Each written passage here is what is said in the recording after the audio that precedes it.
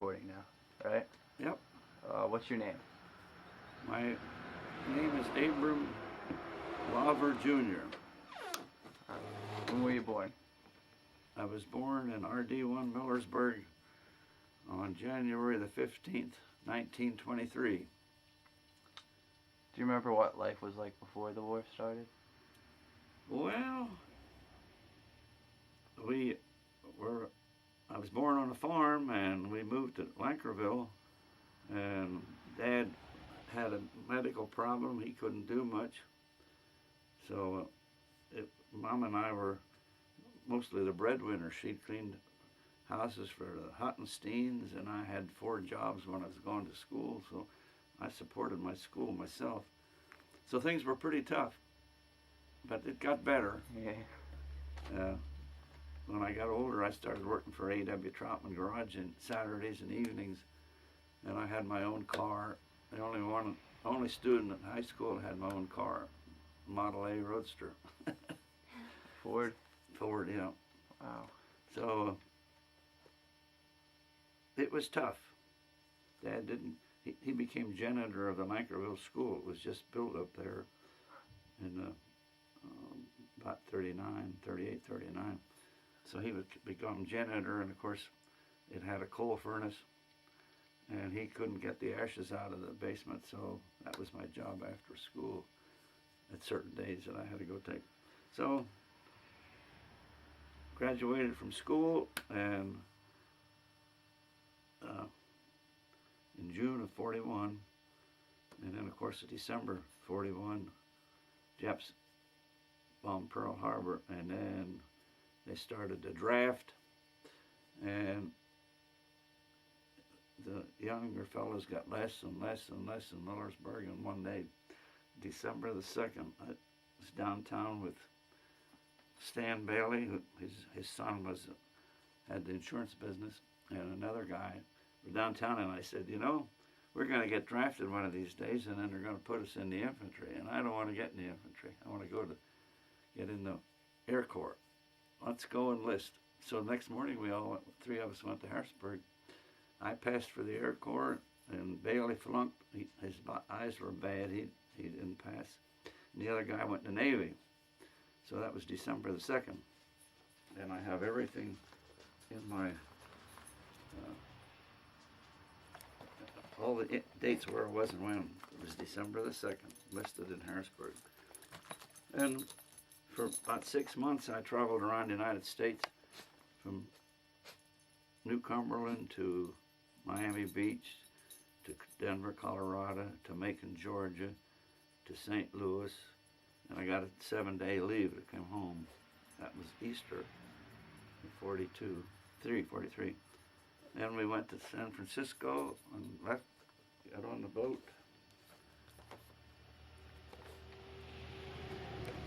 Am I going too fast? Oh, no. For your questions.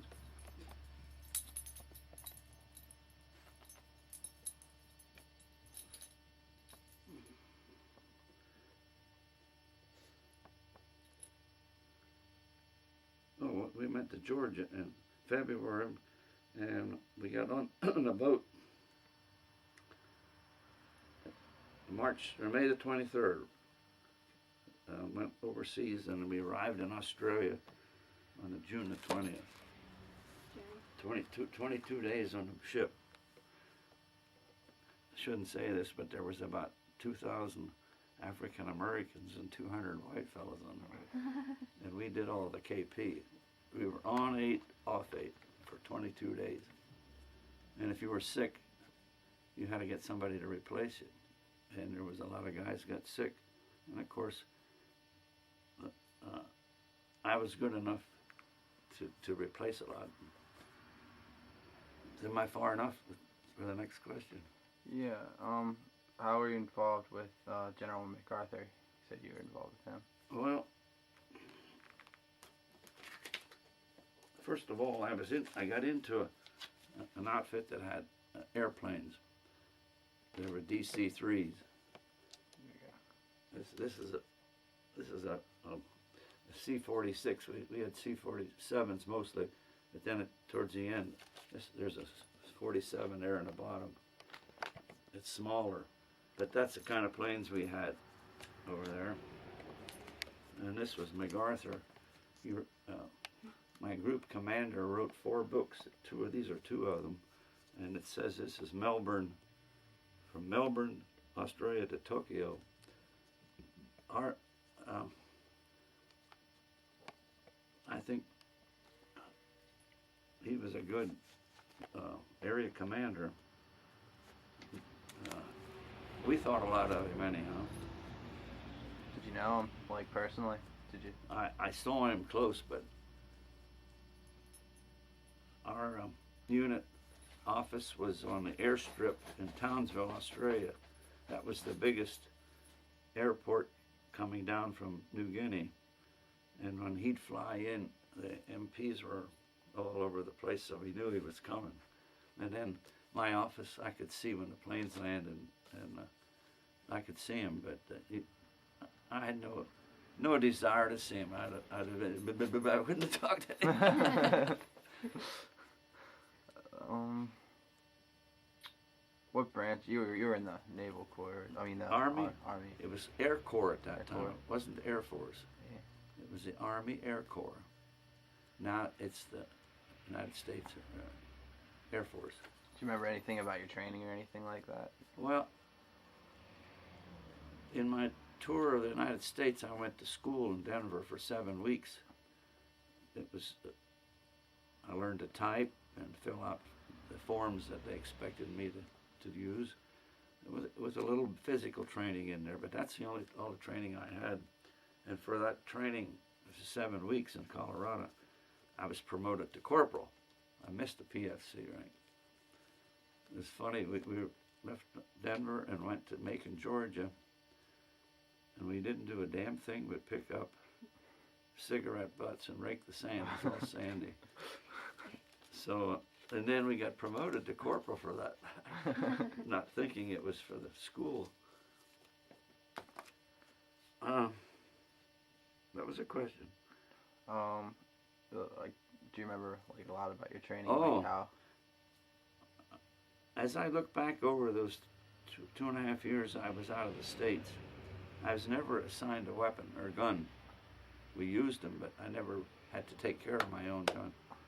And I was with a bunch of fellows the other week that were over there in another outfit, and he said, we had rifles, but they were always kept in a supply room, and somebody was in charge of keeping them clean because we had nothing but dust or mud, and wet. It's always wet, raining. So that was one thing that I often thought, boy, I was lucky. Never needed to shoot at anybody. Now, I was in Townsville till pretty long, and then we moved to New Guinea, which was nothing but mountains and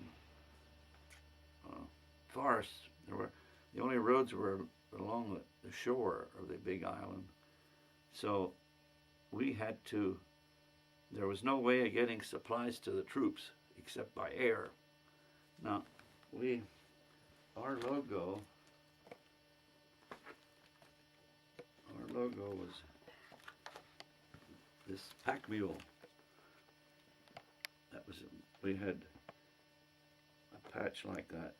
Do you know why they chose that for him? Did they choose that, like, symbol for any reason, you know? Since there was no roads, there was no way of getting supplies. I get so it, yeah. the natives, I'll show you a picture of the headhunters that were there. They were trying to civilize them, and they got them to make a path from where we were to where the supplies were going to go. And that's how they got them there, until they took a place called WAU, W-A-U. It was an airstrip. It was 30-degree angle, and they'd fly in there, unload, and fly out again. And they'd stand in line to fly in. It was just a continuous when they got that taken. And that's why we had pack mules. First night in New Guinea, we got off of the ship, got on a big truck, and we drove and we drove and we drove in the dark, and finally the truck stopped, and the sergeant said, okay, this is where you're staying overnight. Buddy up, pitch your tents and sleep in the field here. So we did. Next morning we got up, we were in the field of those pack mules. You know, gee, I wonder if they have them to alert us if the Japs come. But then I found out that was what they used them for. But then eventually they got control of that airport where they could fly in, and then the planes didn't need to. We often wondered if we ate them then, or whatever happened to them. And then that training I had in Colorado, I got into the operations section where the people that repaired the planes said, well, this plane and this are all ready to fly tomorrow. And then the people that had stuff to fly would say, I got trips for so and so and so. And then we kept records of how many hours a plane flew before it needed various inspections. So we had to watch it. We didn't get a plane that would go real far and be into its time for inspection. So that was the thing we had to follow. And then the operations officer would assign the pilot and the co-pilot, and we kept them from going over 100 hours till everybody got 100 hours, and then they would go from there.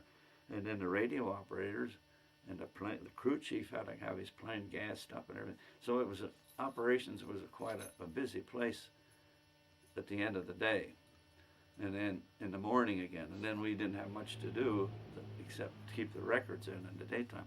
But I was fortunate to get into that operations. I started out as a corporal and worked up. When I came home, I had a technical sergeant, E7, as high as I got over in the 2.5 years. So this outfit I was with was another squadron of the group, and they invited anybody that was over there in a group to attend. So my son and I flew out to Indianapolis and was with them, and I just got pictures that was taken out there this morning. Any more questions? Yep. Oh, I wanted to show you the kind of people we were with. All right.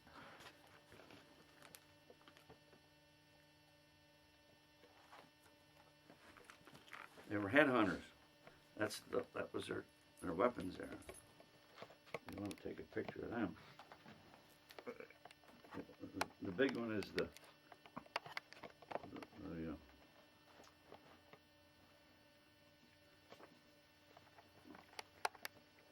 bow and the 3 arrows. Now, the 1 arrow, I wanted to show you how they could put the bamboo in underneath those points. And the one in the middle is 3 prongs. That was for fishing. And they retrieve the fish still hanging on. And the other one is gouged out. That was to bleed an animal or somebody. They'd shoot it in. The blood would come back out of there. Now, I have about 50 other ones, but I only brought 3 down. In the attic. Now, there's 3 pictures of the natives. You think you can get that? Yeah. They're headhunters. Do you need to hold it in front of it? No, it's eating pretty well.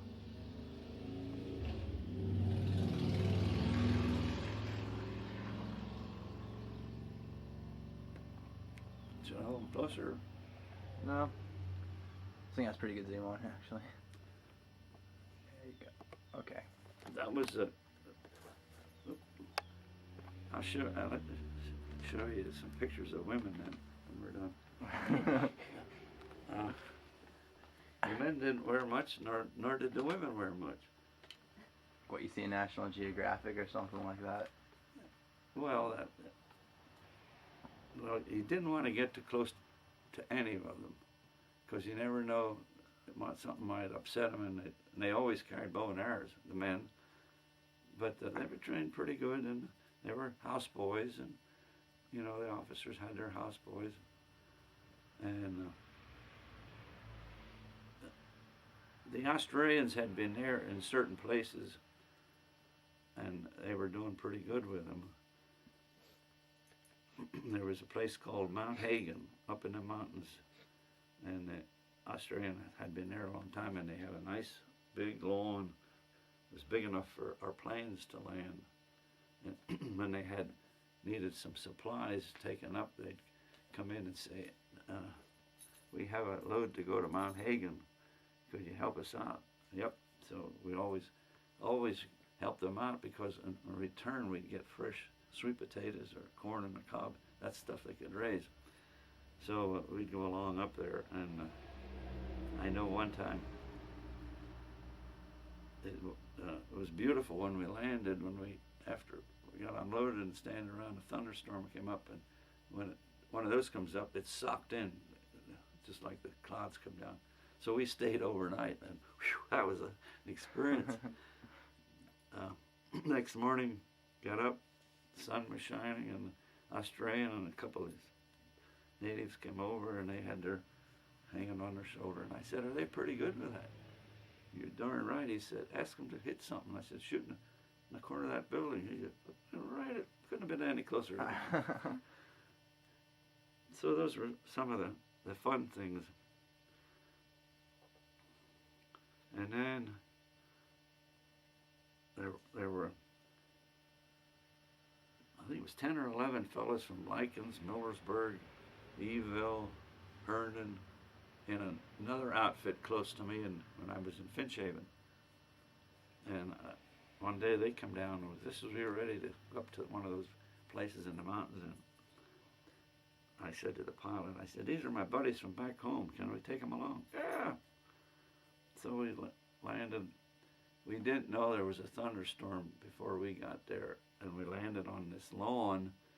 And when he had to put his brakes on quick because it was a short runway.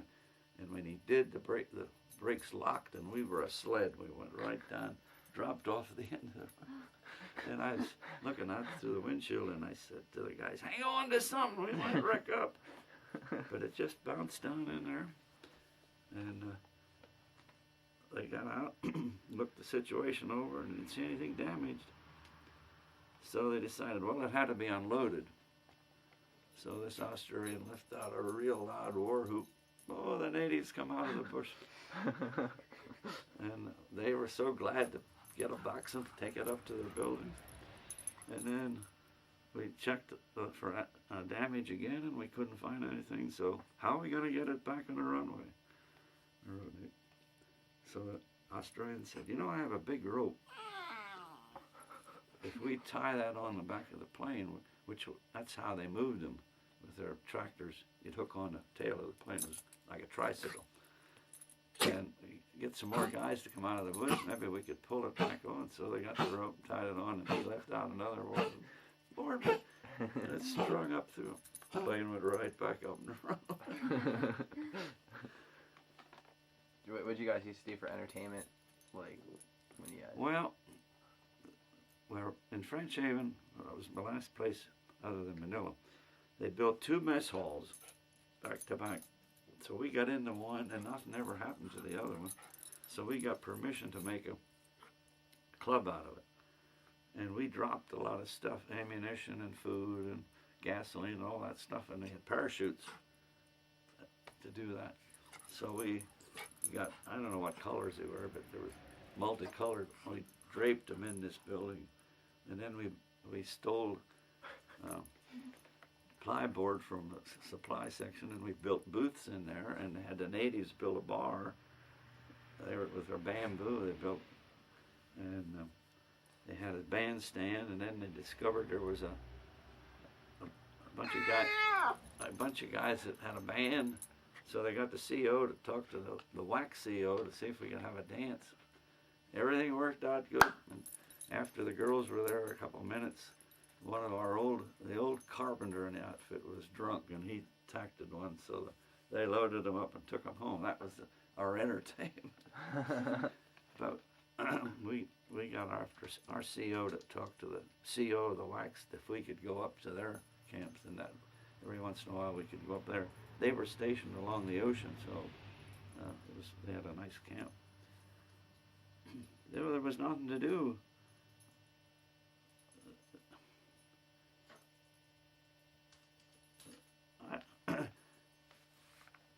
I really don't remember what we did because there was nothing to do. We daytime when the planes were all going, and when we were in Ley, New Guinea, there was a nice place we could go swimming. In fact, there was a sunk boat right out there. We took a big, not a boat, but something, and we'd go out, swim with that out there and mess around that boat. Amelia Earhart took off from Ley, New Guinea. If you're familiar, that's where I was for 2 separate times. I was there a month at a time. See what our outfit did. If this outfit wanted to get up to that another place, we moved the whole outfit with our planes. Or if they wanted somebody had to go back to Australia, we'd take them back. And also we hauled a lot of wounded GIs. They had the airplanes, you could stack them up in there. And so we'd bring them back from where they were wounded to the hospitals. Every so often they had a hospital. Ley was a hospital. And that was another thing we did of our planes. So we were the transportation corps, you might say, to move men and equipment. And it's like that book, Melbourne, Australia to Tokyo. And the guy wrote this book, landed the first American plane in Tokyo. Wow. And his orders were to park it at a certain place at the airport and remove the wings, make it a permanent. He had all the radios and communications equipment for MacArthur and his gang to come in, that they could commute. And nobody ever landed there before, so they didn't know what the Japs were going to do. And it says in his book that the Japanese come over and helped right away to take the wings off, and they were big buddies, and it just how things change. Yeah.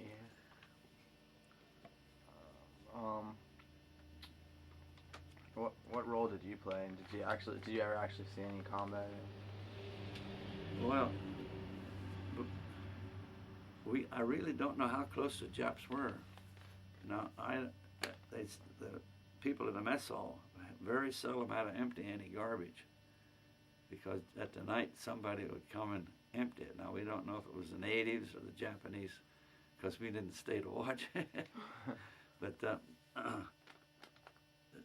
I landed at Biak, was an important place in that route, and after it was taken, and they built revetments for our planes to park them in there, so if they dropped bombs, the shrapnel wouldn't.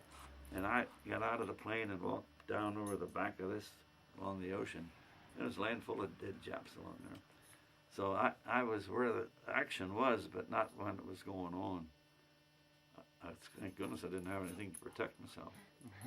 All we wore was, we cut our boots off, just enough to keep them on our feet, and cut our pants off that the pockets wouldn't stick on. That's all we wore. Underwear and shorts, and because it was what it's like today. Hot. And you get up, we had air mattresses to sleep on, and you get up in the morning, you were laying in sweat. But you get used to it. And then if it got cloudy and rained, and then you had to pour down raining, and then you had mud. It was a real unique country. So,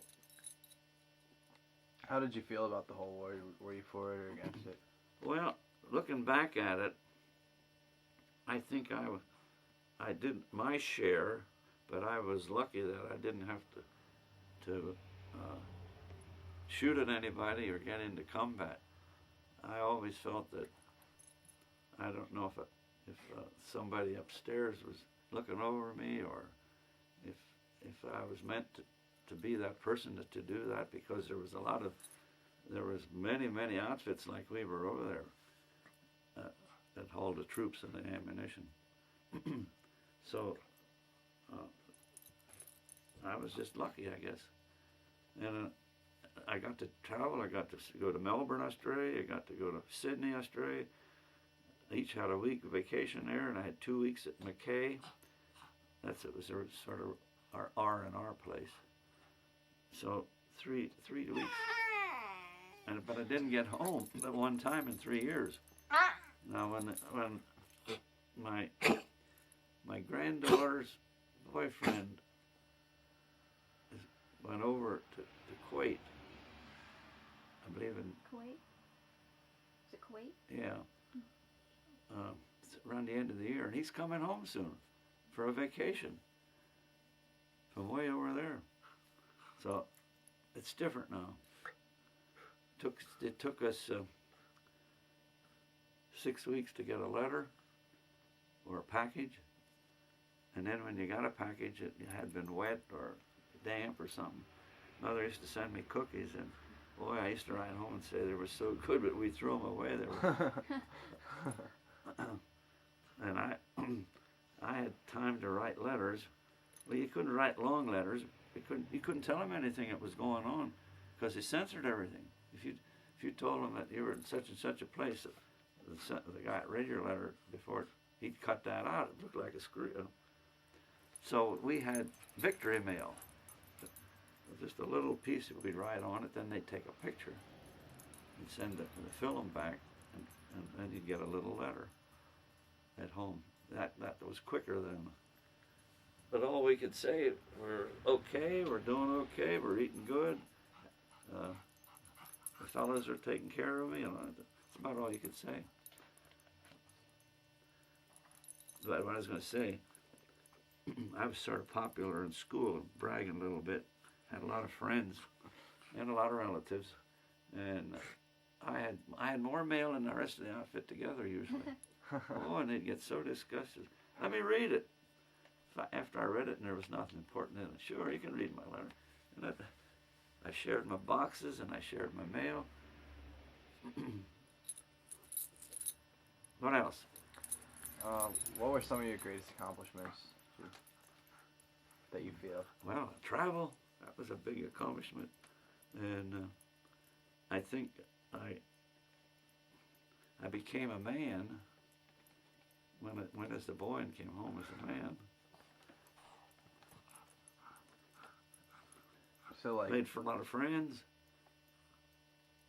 I got 3 letters from 3 different fellows this morning that were over there. One of them was a pilot. He was going to come to this reunion, but he had a heart attack. But his letter tells me he's leaving for Hawaii. He has a timeshare over there. It's too hot in Arizona, so he's going to Hawaii. So he came home and became a civilian pilot. And then the last I saw him was down in Florida. He can fly for nothing. So he can go anywhere he wants to, back and forth to Hawaii. how old were you at the end of the war? Like they sent you? Well, let's see. 45. 23 to 45. I was born in 23. Yeah. 22. No, about 23, I guess. So 23 years old. I was in 3 years and 3 days. Discharged at Fort Indian Town Gap. Now, in addition to that 3 years, I stayed in the reserves 3 years. So I got out of that in 48. 1957, there was a group of us veterans in Millersburg that decided we were going to start a reserve unit. And we started a reserve unit back at A.W. Troutman's. Used to be a big building there that we used for a training center. And we were service battery for a 105 howitzer. That was artillery. And then the 79th, it was part of the 79th Division, which was a big division in World War I. Disbanded, so we had to change our outfit, so we became tankers. We went over to Indian Town Gap and became tank operators. And then, no wait, before that, we became Honest John rocket launcher. We had an Honest John rocket launcher, great big rocket dummy we had, and we were down to. I know we took it over to Tower City at their old home week or whatever they have every year, and paraded around over there with that. And as I pulled it into the armory over there at Williamstown, the brake pedal went to the floor. So I was screwing around. Finally, the captain came in and he says, "What's wrong?" I said, "We don't have any brakes on here for tomorrow to take it home." "Forget it. Just get some brake fluid. We'll fix it in the morning." So I got 2 quarts of brake fluid, and we started pouring it under the floorboards to go into the cylinder. And finally he said, "I see where it is. It's in the back wheel." So he got a hammer and he pounded the line shut. And away we went. No brakes. Still didn't have any brakes. And the cops were there to lead us on going out through the Pottsville. So they come back and they said, "No, we started off and, going up the mountain. And those, well, I went down, didn't gear it down fast enough in the first one, and we went, phew." And there was 2 guys sitting in the seat with me. I looked over, they were like ghosts. So we stopped, and we sat a while and to recuperate, and the police came back and they said, "What's wrong?" I said, "We lost our brakes." "Oh no, you wait here. I'm going down to where the road goes over to Lebanon, and I'll hold the traffic so you can go through." And going from there then over towards Lickdale, all of a sudden the brakes went on to a screeching halt while we were driving. And we had brakes the rest of the time then. That was Honest John. And then we got rid of that. Then we became tankers for a while. And then I got too old to be jumping around on tanks. I transferred to a school in Harrisburg. And I stayed in that till I was 60. And I became 60 in '83. So you can tell how old I am now if I was 60 in '83. Wow. And I retired as top sergeant then, command sergeant major in the school. Did you make any friends during the war that you still keep in contact with? No, but not too many, because there aren't too many living anymore. We're dying off 1,000 a day, they say. 1,000 a day. That's what My teacher told me. Well, I was corresponding with the guy that wrote these books, and he died in 2000. So I keep sending his widow a Christmas card. And here some time ago, she sent me one of these books that she had some left.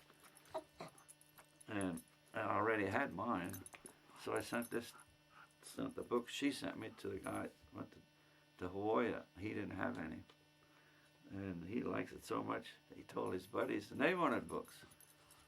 So I looked at who the publisher was, and I wrote to the publisher, and they haven't yet. So I didn't get the information until I came home from Indianapolis from a reunion. And now I got the catalog, I tore pages out and had them duplicated and sent them the page that the book was on and an ordering blank. And I got the guy from California has it in his newsletter, and the guy in Florida is thanked me for that, so he can get a book.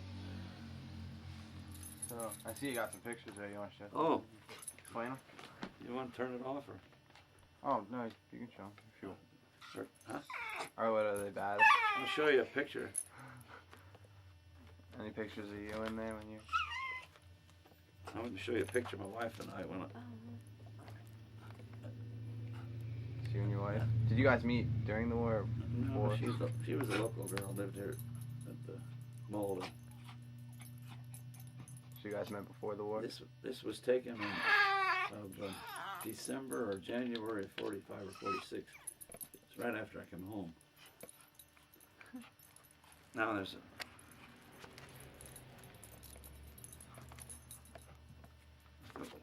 thought I had one for myself. Well, you Is it on? Yeah. I don't know what to show you in this. They're all. Here's the picture of these guys from the Millersburg area up here.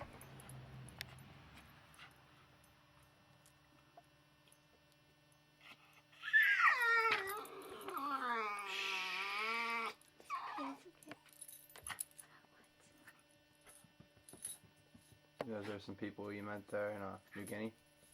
Well, yeah, they're all from Millersburg and Eville.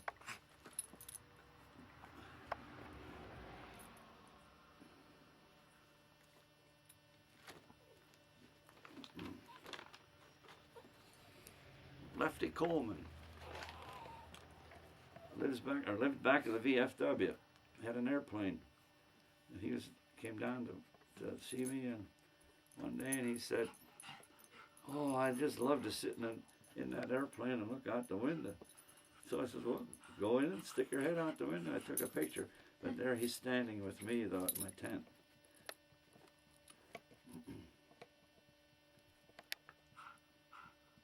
Do you have any like pictures of your like where you guys used to sleep and stuff like that?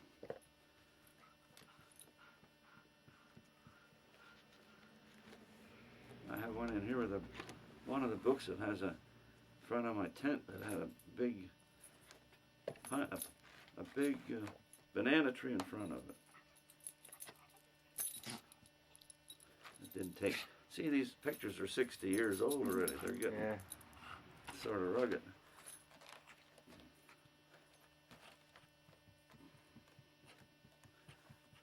Now here's Townsville, but you can. I guess you won't be able to see that our tents are in rows. This is Townsville. Here I'm standing in front of my tent. Down.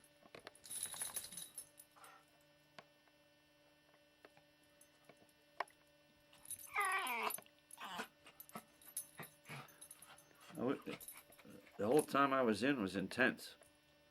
Even in Australia, and in New Guinea, and then in Manila. We had a tent city in Manila.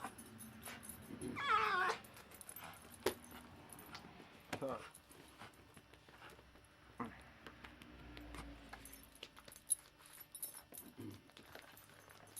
said about going on vacation. We had a plane that was called a shack trooper. And the wash line, see the wash line here? Yeah. Every time it went, we put a pair of somebody's brassiere on or panties. That plane went back and forth to Australia every week. One crew would go down with a load of guys, and then there'd be a crew and a load to come back. Or they'd go down and the crew would stay there, and we'd bring a load of food back and beer. That's how I got to stay 2 weeks. They wouldn't bring me back because they had too much beer on. That Australian beer was pretty good stuff. Now here's Lae, New Guinea. This is the hangar in Lae, New Guinea. If you can, the name is on the roof. That's where Amelia Earhart took off.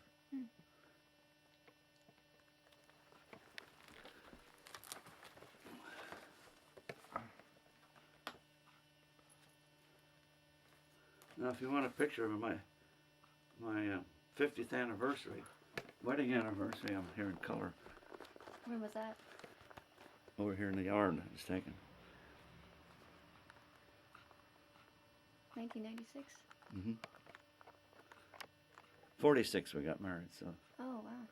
this is 50 years later. It's 58 now. Really?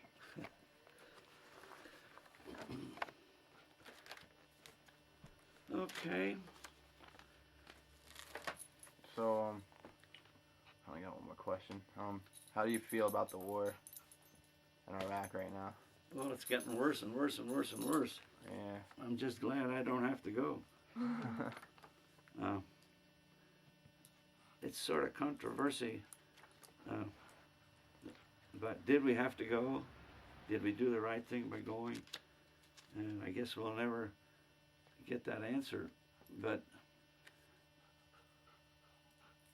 My opinion is the reason we went was George W. wanted to prove that he could get rid of Hussein, and where his dad couldn't do it. That's my opinion. Yeah, a lot of people say that.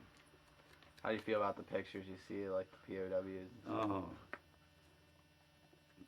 Now, if they were, well,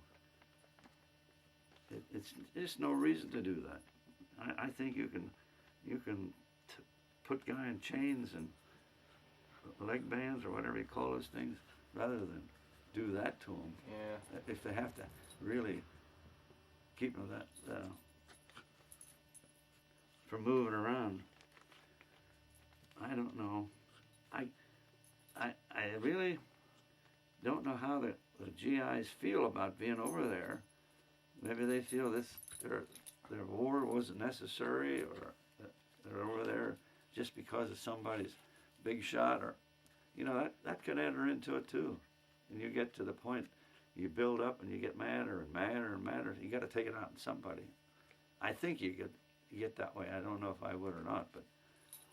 And then there's some fellas in the world that lived sort of a life being beat up and so forth at home, and it just carries on. That could enter into it too. Do you compare this to the beginning of this war to the beginning of World War II, like when that started? No, this is just opposite. That was defending ourselves. This is we were being bullies, in my opinion. It's all kind of sad. I think if it ever come out, there would have been some problems of not being ready for the Japs when they came to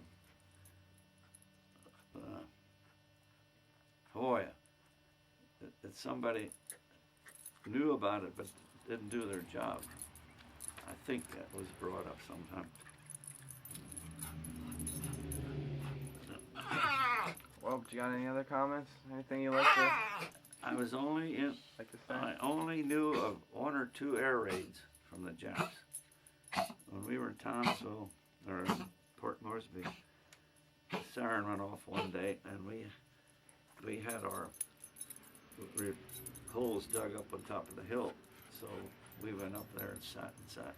And here comes this big row of Zeros coming in towards us. And over here's the P-38s coming in. And some of them fell down and others turned and went home. And whatnot. But that's as close to an air raid as we were in. But it soon changed. We kept pushing the Japs back towards their homeland all the time. Did you have to fly in any of the planes? Oh, I rode along a lot. I know one day we had a load of, our rations were called 10-in-1s in a big box. Rations for 10 days for one person. And we had a whole plane load, and we were to go up the coast to Wewak. It's not on, is it? It is, but that's okay. You don't really have to show it. Well, we were stationed here at Port Finchhaven, and this place was a fighter place where the fighter planes landed. And we went in there and we hollered 10-in-1s. The guys come running to pick them up, and while they were doing that, the fighter planes returned from a battle they had. And one plane came down and parked in there. Another plane came down and over here. This guy got out, and this guy didn't turn his plane around like he always did. So he went over. Here he's dead already. Just landed and died. Brought his plane and died. So that was. I wanted to show you how. This is Townsville. We were our base was about in here, and then Port Moresby was a big place at first. Come over there, about 600 miles away, and then the war came up through here all the way and kept going to Manila, So these were all bases where we'd fly into. And I don't know that. Wow, I saw one of the pictures where that was. Oh yeah, here it is. See it? WAU.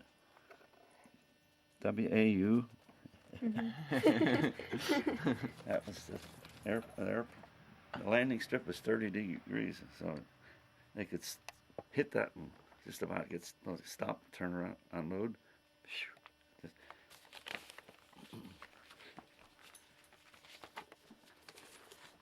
Yeah, these books are really interesting.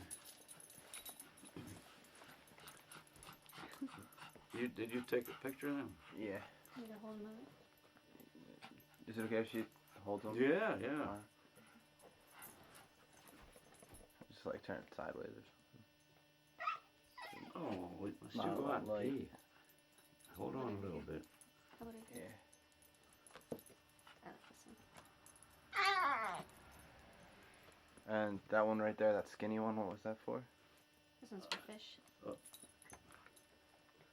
This is the one I wanted you to see how they worked that Yeah. in there. And this was for fish with 3 prongs. And this one is hollowed out here, so the blood would run out of the pig or the body or whatever. And that big steel one, what was? That was the bow. Oh, okay. Right here. Yeah, stretch it. When I got it, it had a big piece of bamboo as a string, but it got too old and the end broke off. It's up in the attic. I had a big long box made to send them home. And oh my! We'll go out shortly. Were you guys allowed to like take those things with you? Well, I heard that. Yeah. I had no trouble sending it home. When we were in Townsville, there was a big planing mill there, and I had them build me a foot locker with a tray in it. But I didn't want the tray to be held up, and I wanted it to fit down the bottom.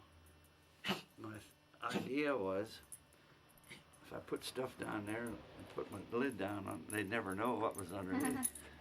And they had birds of paradise. These natives had these birds of paradise, and they'd skin them. They looked like a ringneck, similar, much prettier. And I had 5 of them, and I could have got arrested, but I put them underneath. That's how I got them home. And then some other. I have something that the men wore. It's a thing goes around with just a couple strings on it, and I had the Jew's harp that they made. That's all that stuff's up in the attic. The parachute, we had a guy who took care of the parachutes, and if they got bad, I'd cut the shrouds off the strings, and we'd overlap them and made it like a grass skirt out of it. And I got that upstairs. White. The shrouds were white. So that was something that passed the time away, because there was just nothing to do. If you went down to the airstrip, the Red Cross was there, but if you weren't a transit, you couldn't get a donut or a cup of coffee. I'll let you go. I'm sure she wants to go out. We were out before you came, and I don't know what he wants. Attention, I guess. Yeah. Well, thank you for your time. How about put your name and address on here? Okay. I got my pen.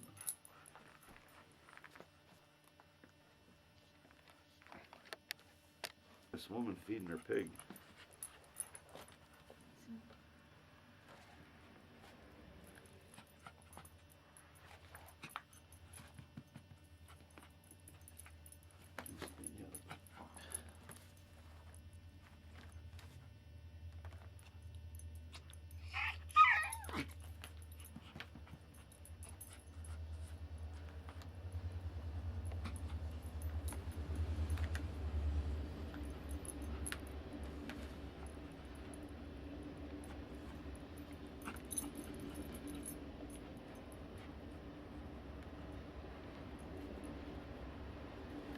rookie. My deer I shot, and I've had stamp clubs up here in schools for about 22 years now. That was one of them. The hotel in Millersburg when I was postmaster. And then this was Agnes the Flood. This was our house here. And then it was snow. And then it goes on to another series of things. Shack Trooper.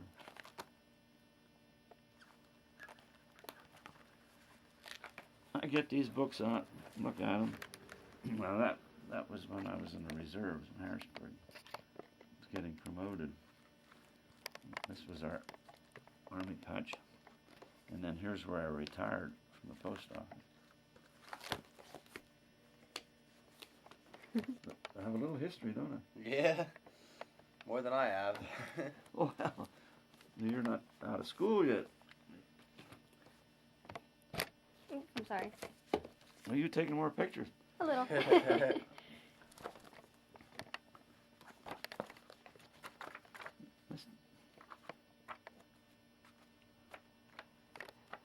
Are you in that book at all? Yeah. At least one time I know. I'm in the yellow. See, these are all six. There was a 6th Squadron, 21st Squadron, 22nd, and 33rd. All 4 squadrons, and I counted 230 names in our outfit. That's times 4, that's a 1,000. Plus then we had the headquarters people yet. That was a deputy commander in the group. Samuel William Samuels. He was a pilot. I have a picture of him with one of these little airplanes, where he landed in with some natives.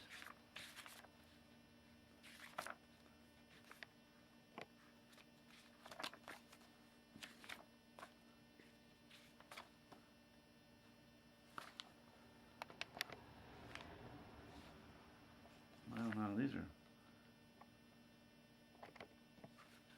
That is in Florida. Oh, we're in by rank. There I am. Abram Lawler.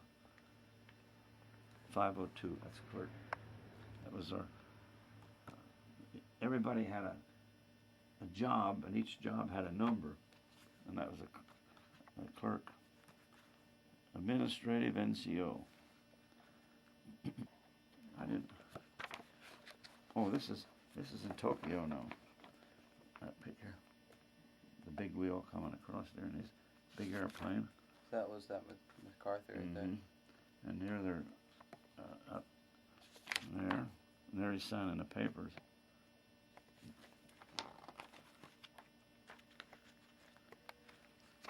Wasn't over there long until I was in the wing headquarters. They didn't have a building yet. So I helped put this building up, and one day it was on a knob. One day a plane went over and the tree limbs fell down. And whoever was in charge hollered, "Call a tower and get that man's name, rank, and serial number." The reply was, this colonel is coming back from the United States. Oh, goody. Everything was okay then, when they found out who it was. Some pictures of in the front with the airplanes. Yep. The cover. Oh, in the cover. Reverse side. Oh, here. Yeah, some of that. Oh, just about every plane had some kind of a name or a girl or. Booby trap. Yeah. I guess the back's the same way. I met a pilot that turned out to be a doctor in Missouri, down in Florida, and he saw I had a bunch of these pictures in my album, and he wanted to know if I would give up some of them because a friend of his is making a book on it. So I got rid of most of mine.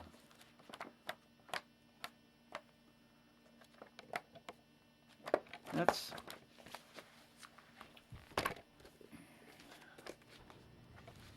this guy wrote those books, or did I tell you about walking 7 days?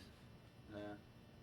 He was assigned a job to hunt an Air B-24 that just crashed for no reason at all. So they flew as close as they could get to where this airplane was wrecked up, and they walked 7 days and 7 nights through territory that no man ever saw, and never saw a white man. And it says that every so often they'd have to fight their way through, and they got some natives, and I believe one of the two fellas were killed. And then they found out that a bolt in the tail where the elevator busted off, and that was the cause of the wreck. So it took 7 days to walk back out again. That's a whole book. Here. This is Corregidor, I guess. Corregidor, before MacArthur went.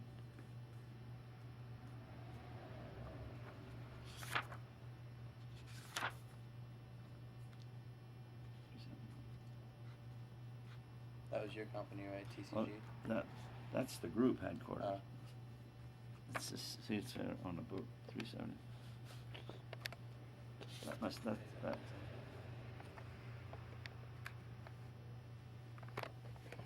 See, that had the 4 squadrons. That was probably the colonel's plane. That was the colonel. Here's one.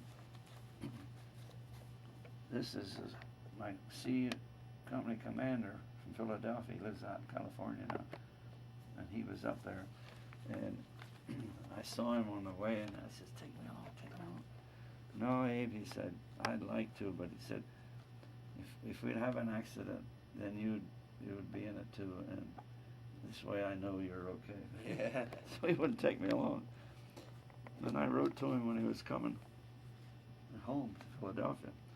He said, Abe, I'm 85 and I don't expect to come east anymore. Here he is too. This was his co-pilot most of the time. This was, we had this much to ride on. Then they had these you could just send. You show that to the camera. Oh. That's interesting. That's what you guys wrote your letters on, right? Yeah. Mm-hmm. It's called V-mail. And is this one of yours? No. The guy back here bought a house out in coal regions. Everything that was in it was his. And he found all big stacks of letters from this guy's to his parents. And then he knew I was collecting stamps. And this was a bunch of these in it. And that guy drew that picture? See, it's Ashland address. Oh, no, these were made up. Oh, okay. It's just just to send. Send home. Didn't cost anything. Didn't cost to send a regular letter either, because it was free mail. Well.